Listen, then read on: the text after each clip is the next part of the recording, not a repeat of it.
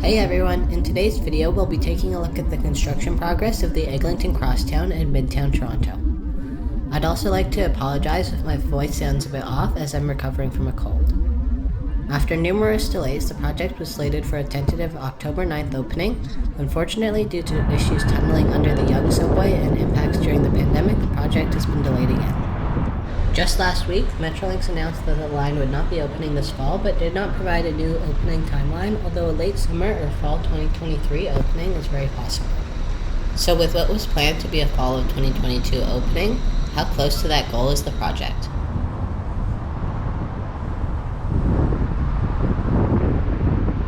Mount Dennis Station is almost complete. Most of the landscaping around the main entrance building near Ruston Road is finished. This isn't a big difference from the spring, but does tie the building into its surroundings much better.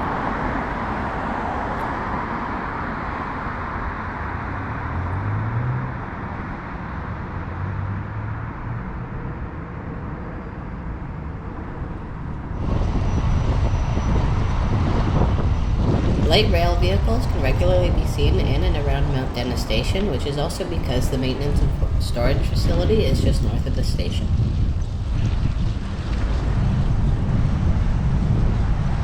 Mount Dennis also seems to be the first station on Line 5 to feature the Metrolinx T meant to symbolize transit. From the Kitchener GO train, we can see that the GO train and Union Pearson Express platforms still need more work, but are also getting very close to being done, with the shelters almost completed. The bus terminal is also close to being finished. Going along Eglinton from Black Creek Drive to Weston, a new bidirectional bike path has been built on the north side of Eglinton. Plants have also been planted along the trail and sidewalk, making the cycling and pedestrian connections complete, although they haven't been opened yet. Keelesdale was the first crosstown station to receive an occupancy permit from the City of Toronto.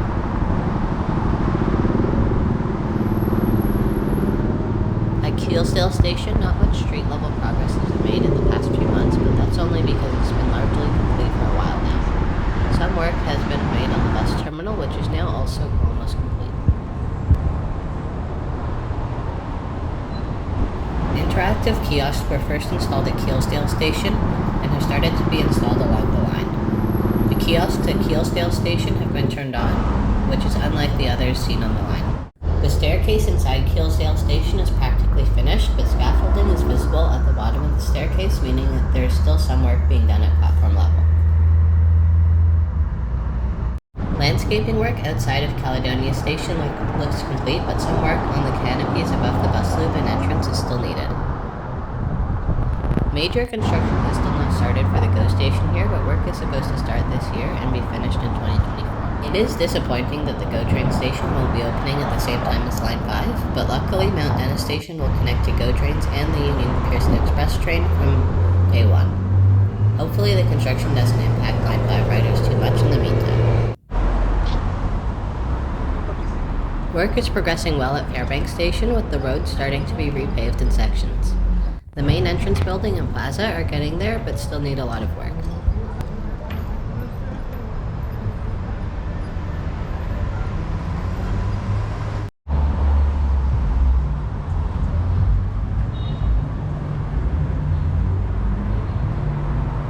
The secondary entrance, given its much smaller size, is a bit closer to being finished.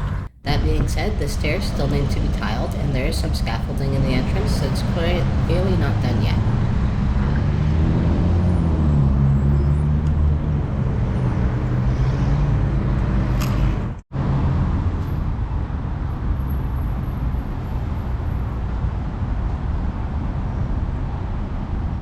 The main entrance at Oakwood Station is clearly close to being largely finished, but the entrance is still cluttered with construction equipment and machinery.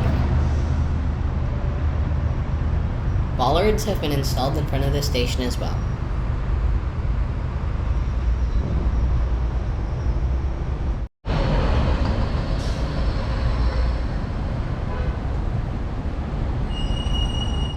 Progress at the second entrance is very similar, but the interior is much emptier. Cedarvale Station has progressed well, with all three entrances largely complete. The station buildings all need more work, but landscaping and paving around the entrances is most notably missing. The road has started to be repaved, and the raised bike lanes outside the station are almost finished, although they seem to have been built slower than they should have been. There are still 2 holes next to the main entrance, but I would imagine these are for ventilation, especially since Cedarvale has to be pretty deep underneath Line 1. Eglinton West hasn't been renamed yet, but assuming Line 5 opens in the fall or even winter of next year, I would guess that the TTC will rename Eglinton West to Cedarvale in May or June. At Forest Hill, work seems to have started on the repaving of the sidewalk and road recently, so I would imagine the rest of the sidewalks and road should be rebuilt soon. Parts of the station look finished, but other parts like the forest still need to be tiled. The secondary entrance is a bit closer to being done, but signage and orange accent colors do need to be installed.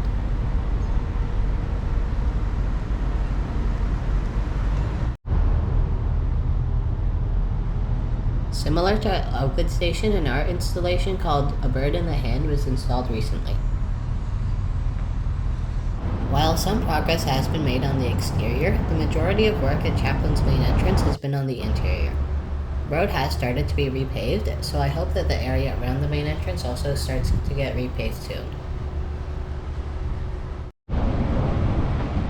The secondary entrance looks a lot better than it did in the spring, but it doesn't look like it can be finished for a few months. It's difficult to get a good look at the third entrance, but I would imagine it's slightly less finished than the secondary entrance at Fairbank. At ground level, Avenue Station's main entrance looks close to being done, but some glass panels still need to be installed at the top of the building.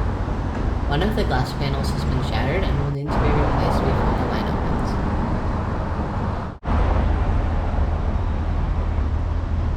The secondary entrance also needs a little bit of work, but again looks very close to being done.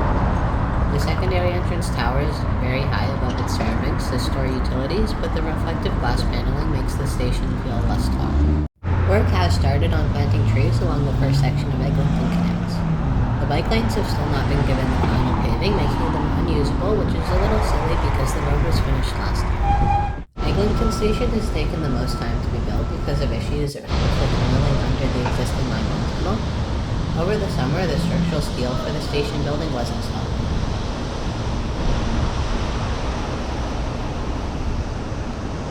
Work to fill in the road is just a few meters from street level and should be finished soon.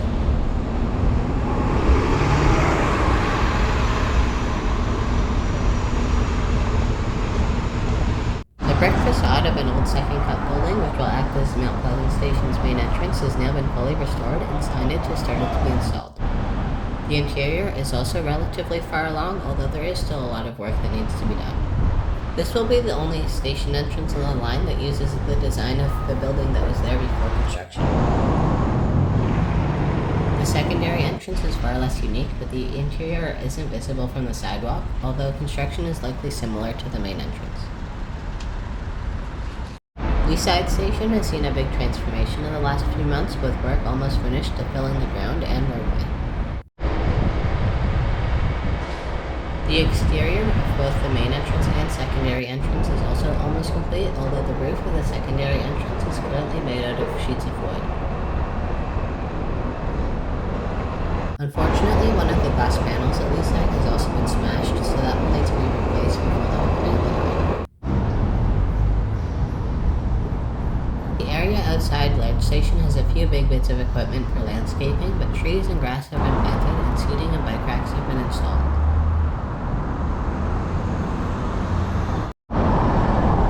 There is still some scaffolding inside the entrance building, but most of the building itself looks complete. The secondary entrance looks very close to being done, but still needs some signage. The plaza outside the secondary entrance is also close to being finished. Just like the rest of the surface section, Sunnybrook Park Station has been fully complete for quite some time now. Seating, tactile strips, next vehicle arrival displays, and more were all installed months ago along the surface section. The last additions needed are presto machines and potentially the interactive displays found at the underground stations. The staircase connecting E.T. Seaton Park and Sunnybrook Park to Eglinton has not been opened after being installed 2 years ago. Some work has been done on building the ramps connecting Eglinton to Sunnybrook Park.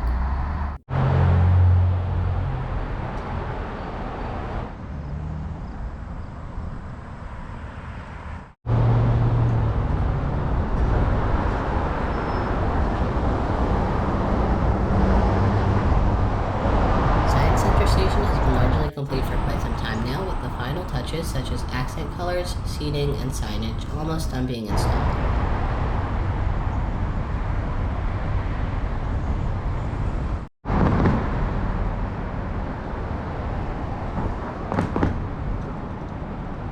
Stickers have been placed on the doors to tell riders when pets and bikes are allowed inside the station.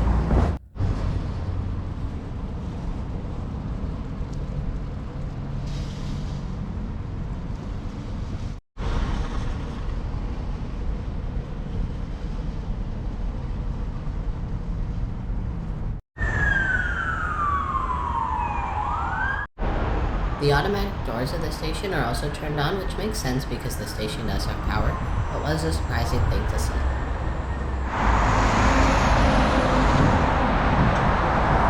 Parts of the grass track along the surface section have started to die, but other sections are doing great and get watered regularly. An O'Connor station, a screen similar to those seen on the interactive kiosks, has been installed. This is the only screen of its kind on the surface section so far, and because it's not on the platform, I suspect it will be used for ads or next train arrival. The painted bike lanes have already started to fade away and still haven't been painted along all of the surface section, even though the other road markings were added last year.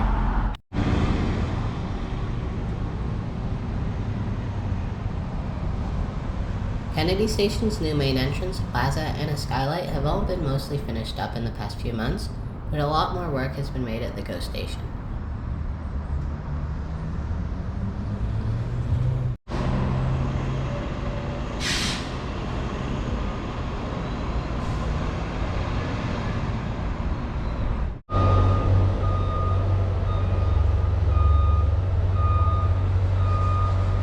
The second platform being built to allow for better service on the Stouffville GO train line is almost complete, although paneling on the canopy above the platform is still needed.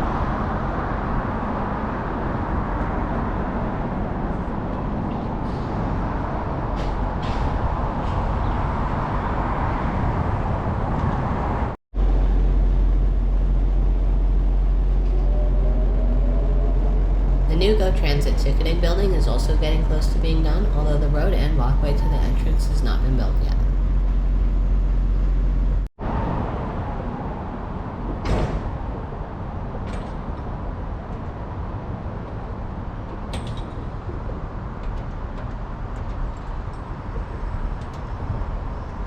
So while Line 5 would not have been able to open this fall, parts of the line could be opened in a matter of weeks. I think Eglinton Station will take about a year to be finished, but once it is, the line should be able to open. Thanks for watching.